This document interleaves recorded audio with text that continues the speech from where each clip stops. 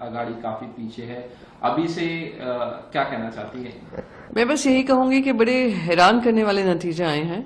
जिस तरीके से लोकसभा में 151 असेंबलीज पे हमारी लीड थी, वो सिमट कर अगर इस नंबर पे आ गई है तो एक प्रश्न चिन्ह जरूर उठता है कि कैसे इतना डिफरेंस आ गया। जो भी सर्वेज चल रहे थे सब कांटे की टक्कर बता रहे थे।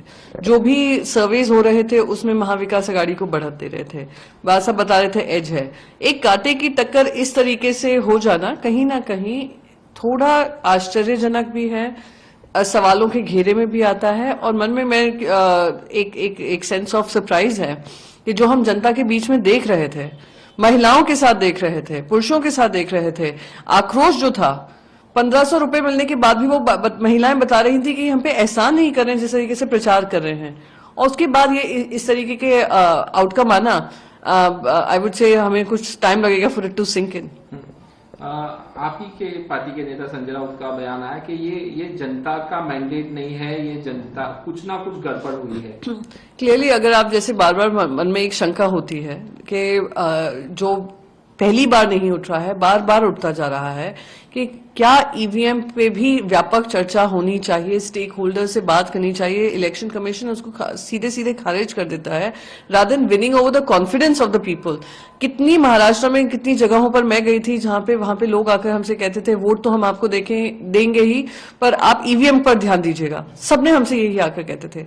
तो ये क्योंकि इतना चेंज आया है फ्रॉम लोकसभा टू महाराष्ट्र का ये विधानसभा चुनाव, हैरान करने वाला है। और इस पे मैं मानती हूं कि even for me mentally it's quite unacceptable कि इतना हमने आक्रोश देखकर भी वोट में कन्वर्ट नहीं हुआ, इस तरीके के नतीजे आए हैं। एक प्रश्न चिन्ह उठाता है कि क्या ये सही मायने में फ्री एंड फेयर इलेक्शन था। हम देख रहे हैं ट्रेंड, उसमें महाराष्ट्र में आप लोगों को अभी कामयाबी हासिल नहीं हो रही है, कैसे आप? नहीं, मैं बिल्कुल मानती हूँ कि महाराष्ट्र के रिजल्ट हमारी आशा के विपरीत गए हैं, और इसमें मुझे कोई संशय नहीं है कि हम शायद महाराष्ट्र में बहुत ज्यादा बेटर कर सकते थे। लेकिन इस बात की खुशी है कि झारखंड में हमारी परफॉर्मेंस अच्छी रही है। इस बात की भी खुशी है कि झारखंड में हमारी सरकार रिपीट हम करने जा रहे हैं। हम सबक सीखते हैं इलेक्शन से, और ड्राइंग बोर्ड पर जाकर हम देखेंगे कि क्या हुआ।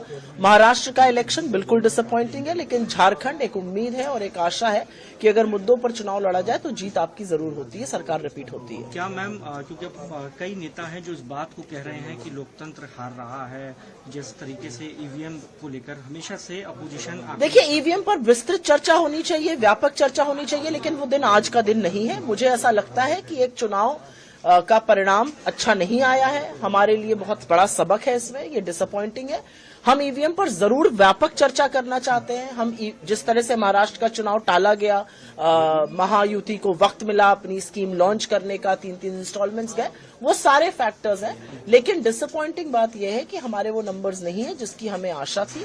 महाराष्ट्र एक अच्छी स्टेट थी, मुझे लगा हमारा अच्छा कैंपेन था, लेकिन शायद जनता हमसे और भी ज्यादा एक्सपेक्ट करती है, और हम उनकी उम्मीद पर जरूर खरे उतरेंगे जैसे कि हम झारखंड में खरे उतरे हैं। शुक्रिया।